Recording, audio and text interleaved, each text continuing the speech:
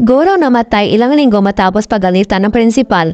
Labis na paghihinagpis ng pamilya ng isang guro na namatay ilang linggo matapos umanong pagalitan ito ng kanilang school principal dahil sa estudyanteng nasugatan ng ulo habang nasa loob ng classroom.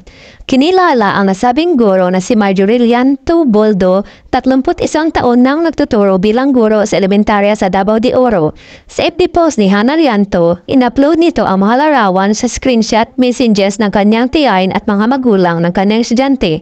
Mababasa sa naturang message ang pagpapaliwanag ng guro kung paano nasugatan ang kanyang estudyante.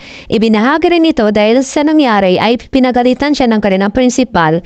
Hanggang sa maniliit at kinwestiyon pa nito ang kanyang pagiging guro at labis itong nasaktan at dinamdam ang pangyayari dahilan upang dalhin siya sa ospital at sa kasamang palad ay hindi na siya nakaligtas at banawian ng buhay. Naway maging leksyon ito sa lahat ng anumang bagay ay nadadaan sa mabuting usapan at hindi kailangang maliitin ang kapwa o sinuman.